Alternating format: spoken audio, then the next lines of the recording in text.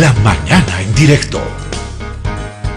Francesco, ¿cómo está? Es un gusto saludarlo. Buen día, bienvenido. Gracias por aceptar este contacto con Herbol y el programa La Mañana en Directo.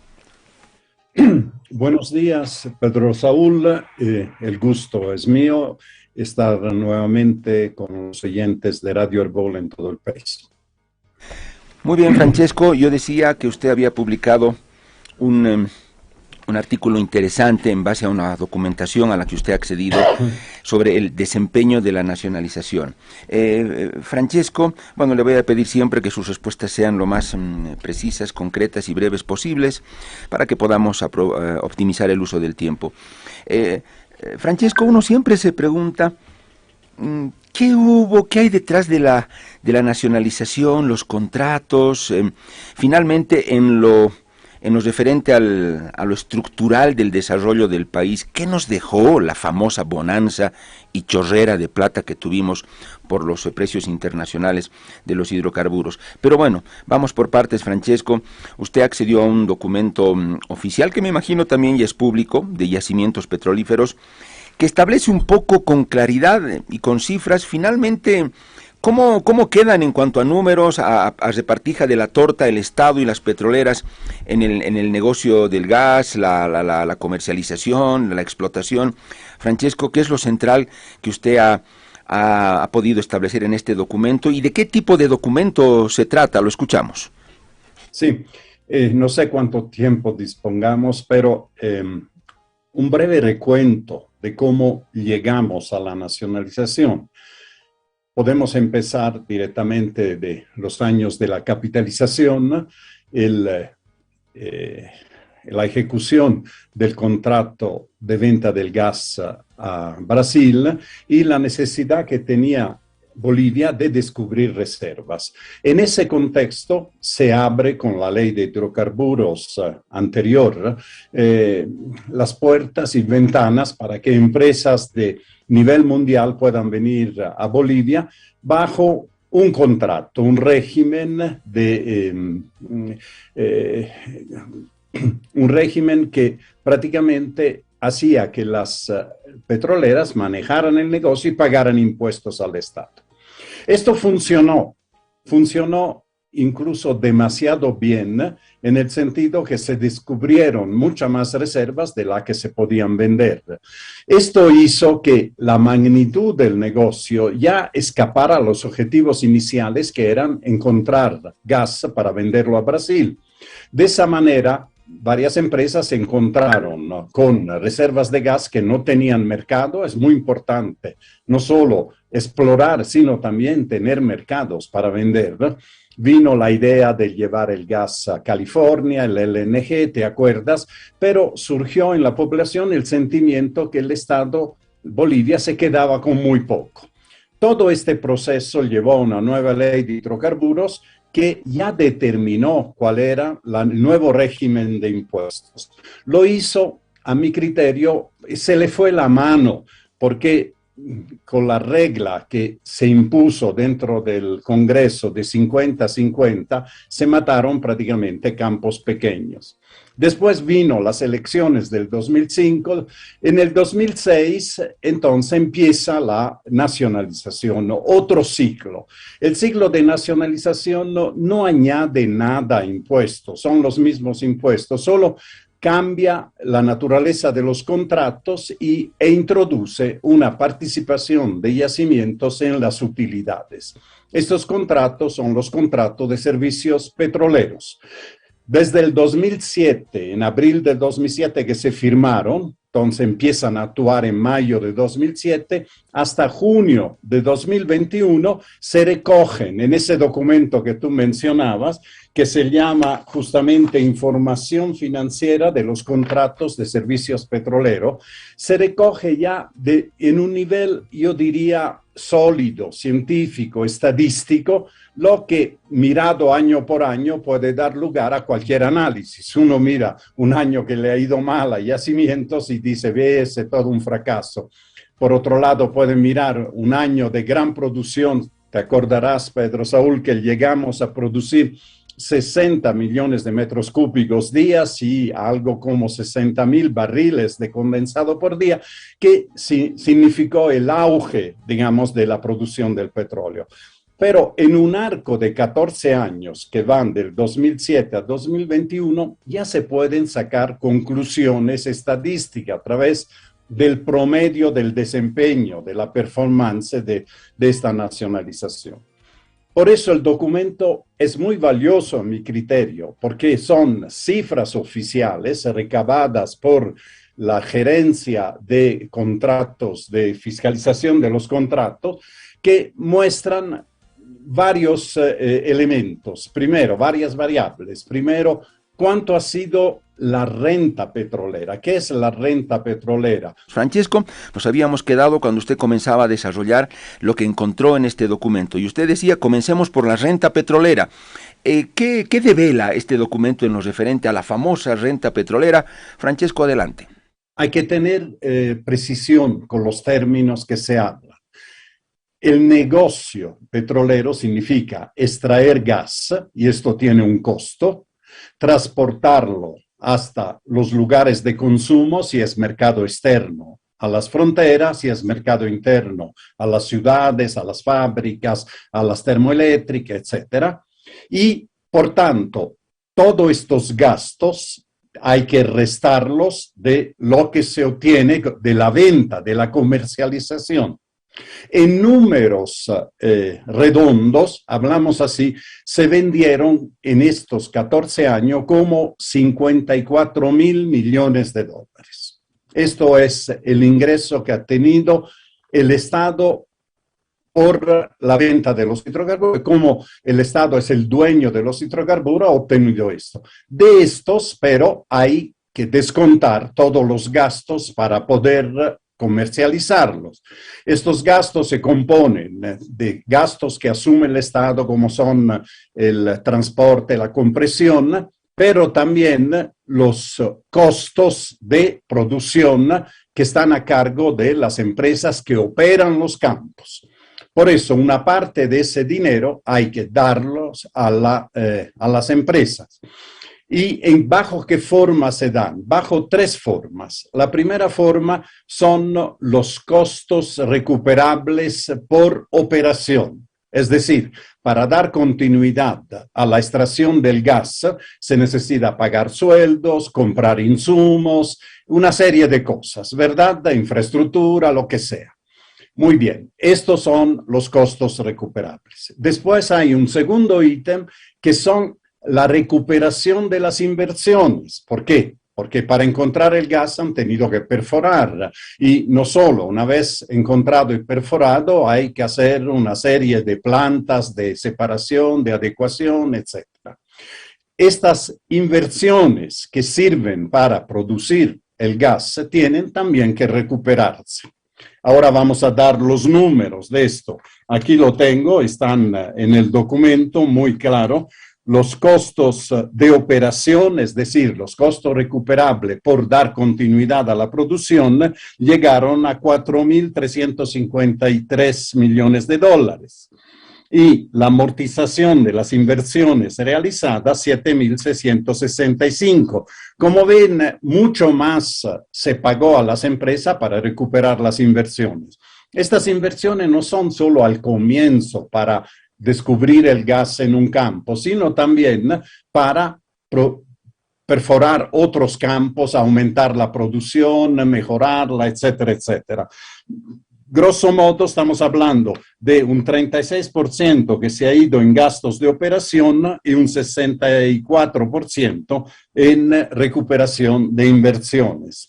Estas inversiones, obviamente, esto es un punto interesante, no vienen con dinero de afuera en general, vienen del mismo flujo de operación, de caja, digamos, de las petroleras. Entonces, tres ítems, decíamos. El primero son los costos recuperables de operación. Segundo, la amortización de las inversiones. Y el tercero es la participación en las utilidades. Al final de todo, el negocio deja utilidades. Estas utilidades están repartidas según parámetros en cada contrato, una parte van a yacimientos y una parte mayor van a las empresas.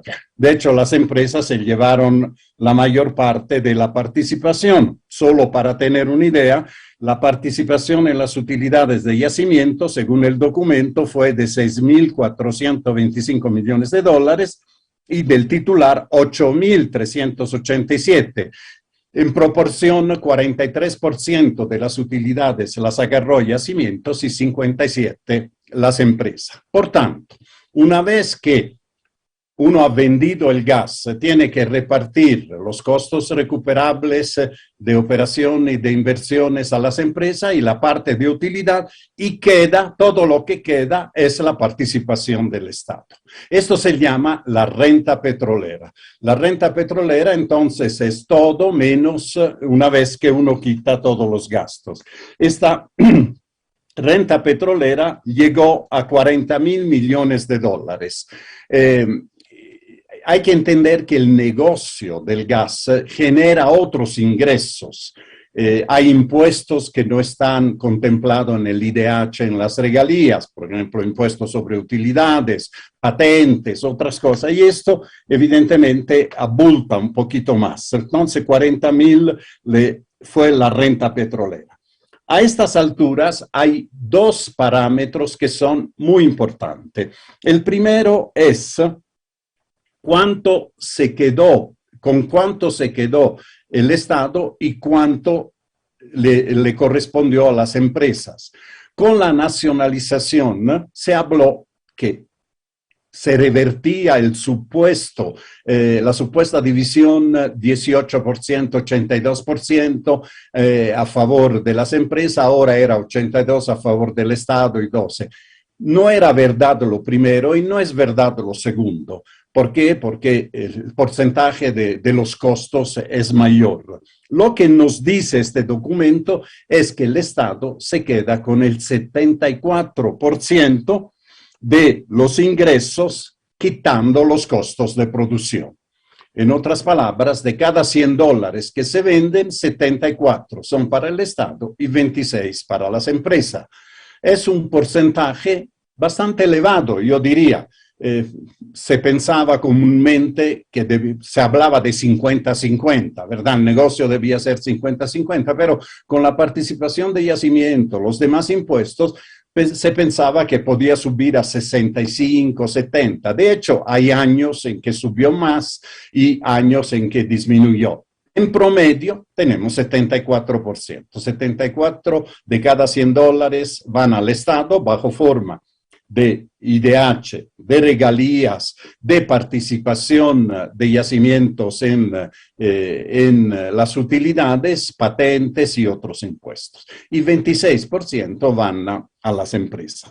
El segundo parámetro, Pedro, Saúl, es la participación del Estado sobre el total menos los costos de transporte. Si uno quita los costos de transporte, entonces el Estado se queda con el 95% de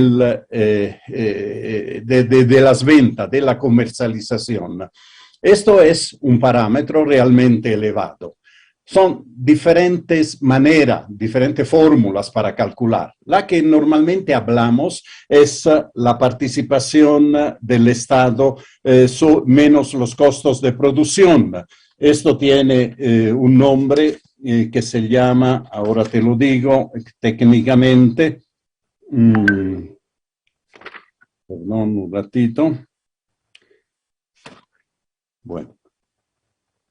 Ingreso operacional bruto. El ingreso operacional bruto es justamente el total de los ingresos menos los costos de la producción, y este es el parámetro interesante, 74%. Pero, Francesco, hay una parte que de pronto no me queda clara y me puedo confundir. Bueno, muy interesante el desglose que ha hecho usted, Francesco, pero esta parte quisiera que me la reitere y me la aclare, bueno, no tanto a mí, sino a la audiencia. la renta petrolera. Cuando llegamos a esa renta petrolera, diríamos líquida, si se quiere, de 40.000 millones de dólares durante todo el proceso de cambio, los 14 años, renta líquida, descontando las otras cosas que usted había señalado, Francesco. De esa renta líquida, usted nos decía, el Estado se quedó con el 74%, aunque usted mencionaba y decía, quitando los costos de operación, y 26% para las petroleras. Pero, Francesco, usted citó otro acápite y nos decía, si a esto descontamos el costo de transporte, resulta que el Estado boliviano se quedó con el 95%. Estas dos parejas de datos no me queda muy clara. La primera, en renta petrolera, 74% para el Estado, 26% para las petroleras. Pero cuando ya usted menciona tema transporte, lo del Estado sube a un 95%. Estamos hablando de las mismas cifras, la misma renta. Esa aclaración, por favor, Francesco. Sí, no, estamos hablando de dos conceptos diferentes. Es decir, dentro del volumen total, una vez descontado o remunerado, hablamos así, una vez remunerado al contratista, que esa es la empresa petrolera, el Estado se queda con 74%, la empresa se lleva 26%, ¿verdad? Pero el concepto es que si uno ve los ingresos que tiene el Estado, y de estos ingresos quita lo que el Estado tiene que pagar una vez liquidada, digamos, al contratista, el único ingreso que tiene es, el único pago que tiene es transporte y compresión. Entonces, de todo este ingreso, el 95% son en realidad ingresos líquidos para el Estado. Esto es lo que se llama comúnmente el governmental take, que es evidentemente elevado, mientras el otro es la participación. Digamos, más allá de esta diferenciación que es muy técnica, yo me quedaría con el ingreso operacional bruto, que dice que de cada 100 dólares que se vende, 74 al Estado y 26 a las empresas. Ahora, ¿cuál es el problema de eso? El problema es que realmente, si uno lo ve superficialmente, la nacionalización ha sido un gran negocio, ¿verdad? El Estado se ha quedado con 74% de cada 100 dólares producido y las empresas solo con 26. Entonces uno diría, ¿por qué las empresas que antes posiblemente se quedaban, qué sé yo, con un 60% de todo el negocio, se quedaron en el país, siguieron produciendo? Esa es la gran pregunta que flota. Si realmente la nacionalización era tan anti-empresa, ¿por qué las empresas se quedaron, no se fueron? Y la razón es muy simple. En el momento de la nacionalización, las empresas habían descubierto gas que estaba bajo tierra, no estaba saliendo todavía. No te olvides que el campo Margarita en el 2007 no estaba produciendo todavía. Era el más grande megacampo, digamos, y los únicos que producían eran San Alberto y San Antonio, que fueron los afectados con el decreto de nacionalización, porque a ellos se les chantó el 82% de los impuestos, mientras los otros no producían. Entonces, el razonamiento de las empresas, a mi criterio, ha sido eso. Tenemos que quedarnos para recuperar nuestras inversiones, porque no vamos a perder soga y poniéndose contra el gobierno, hacían primero un daño al país y hubiesen tenido una mala imagen en sus países de origen. Imagínense Repsol en España o Total en Francia, ¿no? Y Shell en Gran Bretaña y en Holanda. Entonces, por un lado, había también una política, ¿no? de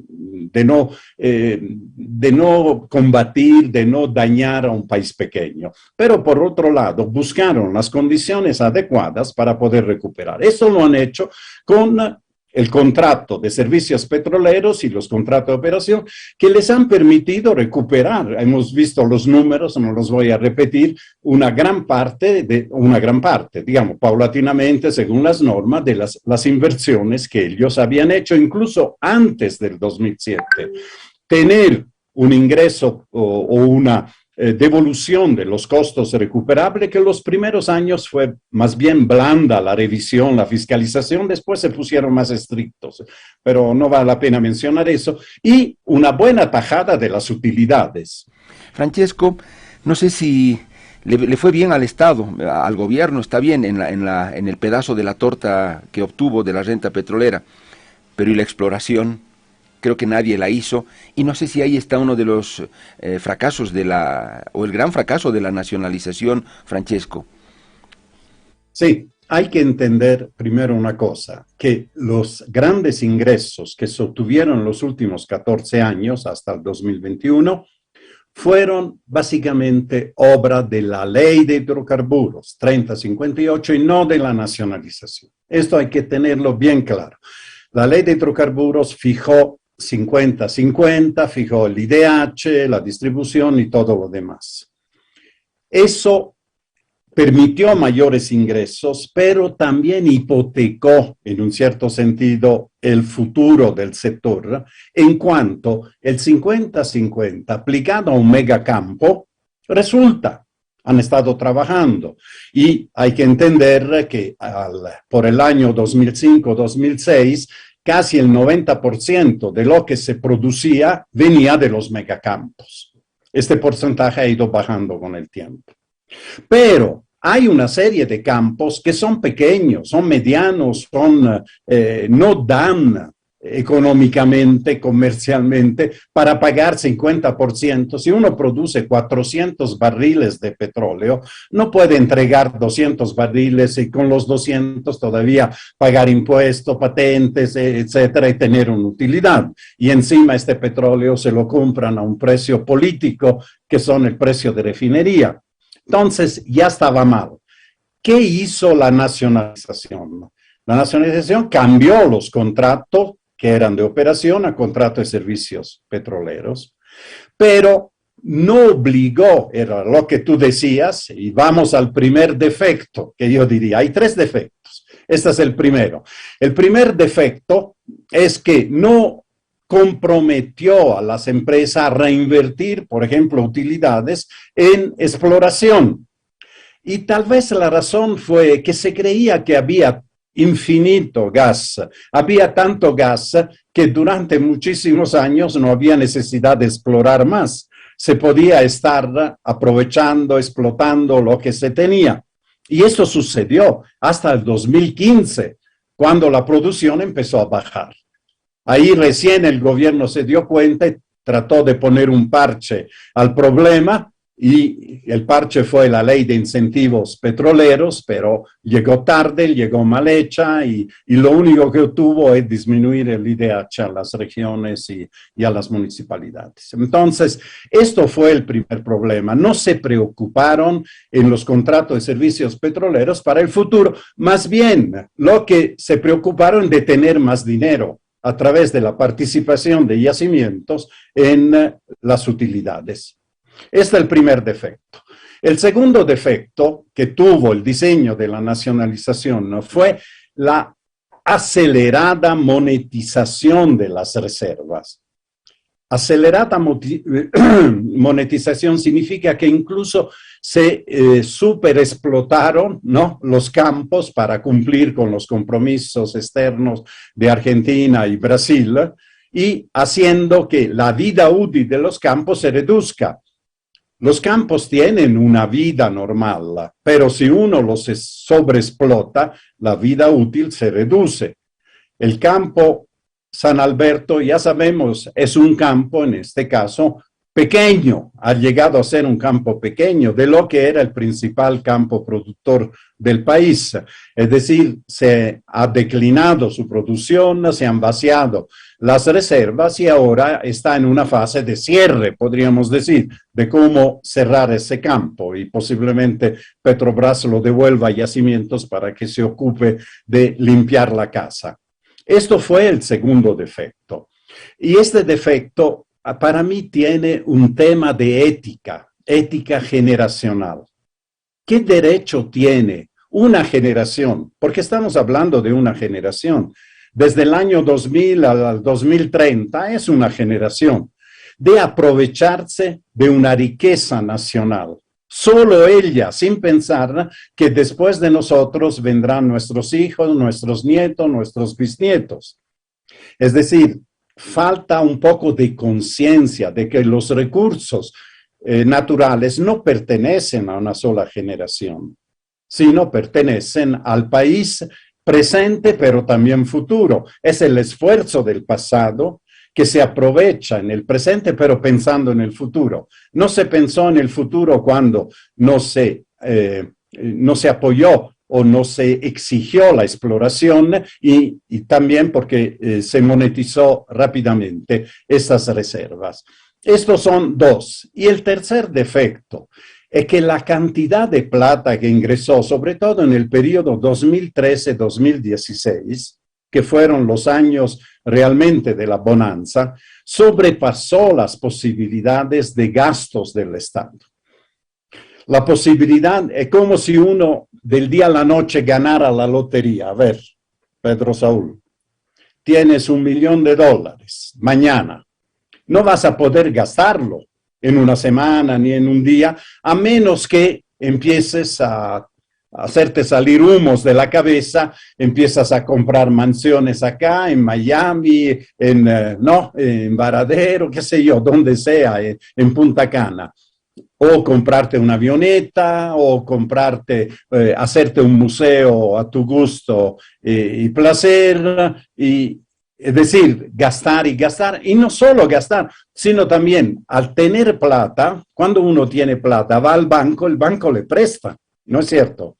Incluso le manda al médico a la casa si se resfría, o lo manda a vacunar, sin necesidad que use otros remedios. Entonces, ven que esta situación hizo que esta gran bonanza fuera en gran parte malgastada. Y te pregunto, ¿quién era el ministro de Finanzas que tenía a su cargo la custodia de esos dineros, de esa riqueza? Y que permitió, tal vez él no quería, como profesional, como economista, debía tener sus reparos, pero como era parte de un esquema, tuvo que hacer inversiones al fósforo, ¿no? Francesco, probablemente Luis Arce en este momento y de manera muy reservada e íntima, está arrepentido de muchos de los gastos que hizo porque los tenía que hacer, porque el jefe se lo ordenó. Ya lo dijo con el avión presidencial, lo dijo el propio Arce, es mucho gasto. Ahora lo dijo, es muy costoso ese avión, por lo tanto no va, pero cuán arrepentido debe estar de muchas cosas que gastó, como usted dice, tirar la plata de la bonanza. Francesco, qué interesante esta conclusión que seguramente puede dar motivo a un debate más profundo, pero los números ya por sí solos parecen hablar muy claramente de esto, no solo los números, sino también los hechos y la realidad. Evidentemente Bolivia obtuvo una buena tajada del negocio de los hidrocarburos en Bolivia con esta medida de la llamada nacionalización el 2006, aunque Francesco Zarati dice la ley de hidrocarburos que fue previa a esta nacionalización y al gobierno del MAS es la que sentó las bases para obtener más ingresos, y lo de el decreto del gobierno posteriormente del gobierno del MAS fue ya un complemento. Pero bueno, Bolivia obtuvo una tajada grande del negocio petrolero que antes no la tenía, evidentemente. Pero ¿a costa de qué? De que no hubo exploración. O sea, sacar más gas de la tierra o petróleo. No hubo. Y las petroleras, eso nadie lo dijo, aparentemente se quedaron bajo esa condición. Está bien, nosotros explotamos, les prestamos el servicio de sacar, comercializar todo lo que está ahí adentro, pero no vamos a poner ni un centavo para buscar más. No lo vamos a hacer. Y con esto vamos a recuperar lo que hemos invertido y todo lo demás. Y hasta ahí, queridos amigos bolivianos, llegó el negocio. Si quieren exploración, bueno, háganlo ustedes o tendrán que pagarnos muy aparte a nosotros. Francesco, ¿cuál es el punto de inflexión que podría abrirse en una nueva fase o ciclo de relación del Estado boliviano con las petroleras? No sé, voy a pensar en voz alta, Francesco. ¿O es que acá los nacionalizadores, entre comillas, en algún momento se verán obligados a desandar un poco ese camino en la relación con las petroleras, volverse más pragmáticos y liberales y tener que establecer otro tipo de relación con las petroleras para que éstas puedan explorar con mayor profundidad e intensidad y encontrar más gas y petróleo. ¿Qué escenario probable ve Francesco? Bueno, esta es realmente la pregunta de un millón y yo diría que hay condicionamientos ideológicos, ¿verdad? Los que han hecho la nacionalización no van a retroceder fácilmente, pero eso es el obstáculo menor a mi criterio porque la realidad es más fuerte que las ideas. Entonces, como dicen, no, la necesidad hace al hereje y ya van a aparecer herejes. La segunda dificultad es jurídica, ¿no? Hay una serie de disposiciones, empezando por la Constitución. Una crítica que yo hice a la Constitución y que me ratifico es que recoge el sentir de un momento histórico, un momento de crecimiento del populismo, de neonacionalismo, sin tener una mirada de que esta Constitución sirve para varias generaciones. Y hacer una nueva Constitución no es sencillo. Hasta en Chile estamos viendo las dificultades que tienen. Entonces, modificar las normas es algo muy complicado, es ingeniería fina. Pero por otro lado, hay barreras económicas. Las barreras económicas es que las empresas hoy, en el 2020, tienen menos posibilidades de invertir en exploración que hace 20 años. Y la razón es sencilla, que el mundo está encaminado hacia una transición energética que da mayor importancia a las energías renovables que a las energías no renovables, digamos, como son el fósil, sobre todo por el daño que hacen al ambiente. En contraste, pero, tenemos un país cercano como Brasil que va a requerir gas por mucho tiempo más. Si tuviéramos más gas, tendríamos un mercado. Y si hubiera las condiciones, seguro que habría empresas que pueden hacer un esfuerzo de invertir para asegurar ese mercado. Pero esta combinación de los tres elementos, ideológico, jurídico y económico, es el que no se da en este momento. Se necesita una fuerte voluntad de enfrentar el problema. Yo digo una cosa, Bolivia va a necesitar en la transición energética de recursos financieros para hacer la transición económica y también para hacer funcionar el Estado. Somos un Estado rentista, como se dice, que vive de la renta. Si esta renta se acaba, ¿de qué se vive? Hay que diversificar la economía, pero diversificar también cuesta. Poder dejar de usar gas para producir electricidad y utilizar el sol y el viento implica inversiones, implica líneas de transmisión, una serie de iniciativas, de políticas que tienen un costo. Por eso sigue importante el gas en este periodo de transición y ojalá pudiéramos tener más. Pero para tener más se necesita cambiar ideológicamente, cambiar la estructura legal y también la estructura económica. Francesco, bueno, se nos ha vendido también la idea de que YPFB es la empresa más grande de Bolivia, la que maneja la mayor cantidad de plata. Se la ha puesto incluso, probablemente estuvo, pero no sé bajo qué parámetros, entre las empresas más importantes de Latinoamérica. Pero, Francesco, yo no veo una empresa poderosa, con capacidad de exploración y cada vez menos dependiente y autónoma en lo operativo de las petroleras. Yo no veo eso, Francesco. ¿Por qué? Mira, haremos una comparación. Yo miro a yacimientos hoy y pienso en la Comibol, ¿verdad? De los años 70 y 80. La que fue la primera empresa del país, de la estructura económica del país en los años 50, 60, 70, se vino abajo por tener malas políticas, por no explorar, por tener supernumerario. Son los mismos defectos que tiene hoy Yacimiento, sobre todo por la politización. Allá fueron, quién sabe, los sindicatos, la cogestión. Aquí se trata de poner, no hemos tenido en 15 años de gobierno del MAS un presidente titular. Eso no debería llamarlo la atención. No es que le falten los números en el Congreso para nombrarlo, pero responde a una concepción de las empresas públicas donde al presidente, al responsable, se lo puede meter y sacar simplemente con un WhatsApp, ¿no? Para hacer la analogía con lo que pasó ayer. Y eso no está bien. Esas empresas necesitan autonomía de gestión, tienen que manejarse como empresas, tienen que aliarse con otras empresas que saben más para el bien del país, pero esta mentalidad de que el Estado se identifica con el gobierno y el gobierno con un partido político es lo que nos está llevando al derrotero. Cierro con esto, Francesco, y seguro usted me dirá, volvemos a los ciclos tristes de nuestra historia. Esta gran bonanza que hemos tenido con los hidrocarburos, Francesco, la danza de los miles de millones de dólares, en lo referente al desarrollo estructural del país, de matriz de desarrollo, ¿qué nos ha dejado, Francesco?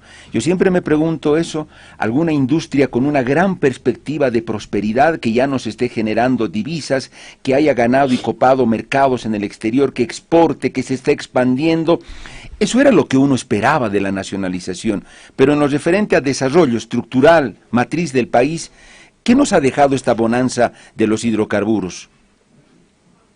Sí, uno podría esperar por lo menos dos grandes resultados. Uno, la industrialización del gas, vender el gas con valor agregado.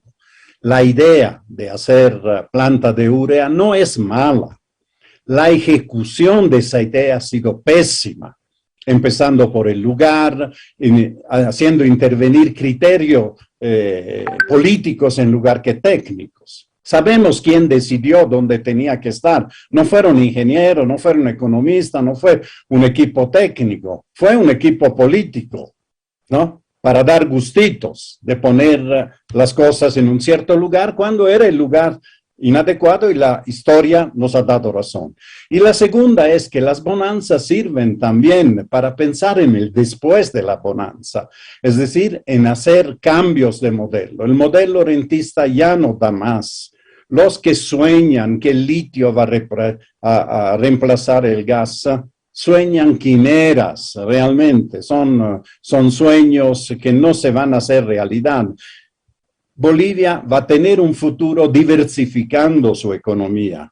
El modelo cruceño nos muestra un camino, no es el único, el camino de la agroindustria, pero también controlado, porque no tiene que hacer daño al ambiente, no tiene que hacer desaparecer los bosques, y la idea de utilizar cultivos para producir combustible es la peor que he escuchado, ¿no? Sobre todo en el caso del biodiesel. Por otro lado, la minería daría mucho más si es que tuviera exploración. Hablamos de la exploración de hidrocarburos, pero peor estamos en la minería. En la minería necesitamos también gastar en exploración para sacar la riqueza que todavía hay en el territorio. Y también las otras actividades que pueden venir de los productos no tradicionales, café, cacao, es decir, hay una serie de actividades, sobre todo la actividad energética. Si nos vamos a quedar sin gas, porque el gas algún día se acaba, podemos empezar a no exportar para tener unos años más el gas en el país, pero necesitamos también tener alternativas energéticas. Sin energía, la economía del país no funciona. Entonces, esta visión del siglo XXI me parece la que falta. Hace falta ponerse de acuerdo en qué modelo de desarrollo, donde el Estado ya no sea el único protagonista, no sea el que tenga que meter su nariz en todo, sino a través de alianza, a través de dejar inversiones, desarrollos inclusive locales, las municipalidades, las comunidades, pueden hacer inversiones en el campo de la energía, en el campo de la producción. Bueno, si el Estado disminuyera su presencia, su acoso, digamos, a la economía, yo creo que el país encontraría de por sí varios caminos para poder tener un desarrollo más armónico. Francesco, le agradezco mucho por este tiempo. Creo que ha sido muy valioso la explicación que usted nos ha dado, pero no a partir de simples especulaciones o probabilidades.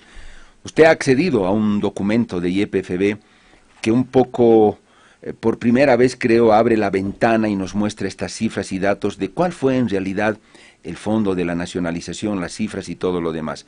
Francesco, le agradezco mucho. Ojalá estaba muy tentado de hacerle preguntas ya sobre la coyuntura política, porque usted también hace análisis en eso, pero será más adelante, Francesco. Ha sido un gusto, valoro mucho el tiempo y en cualquier momento estaremos nuevamente en contacto.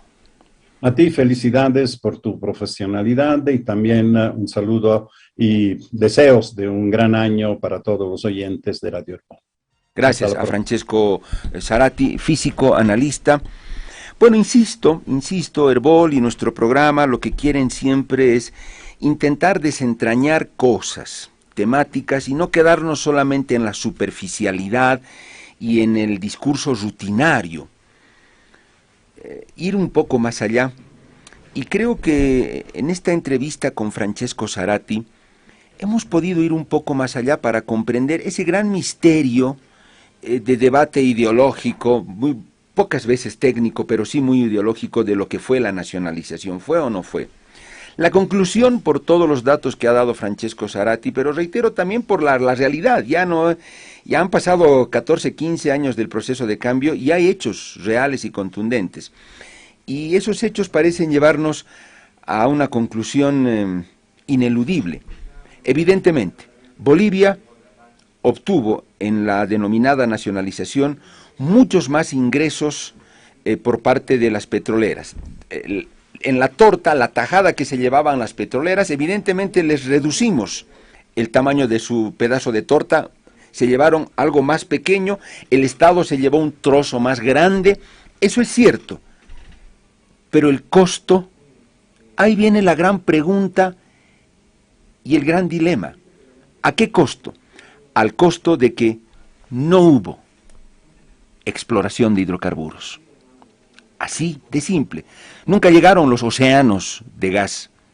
No hubo exploración porque a las petroleras no les convenía.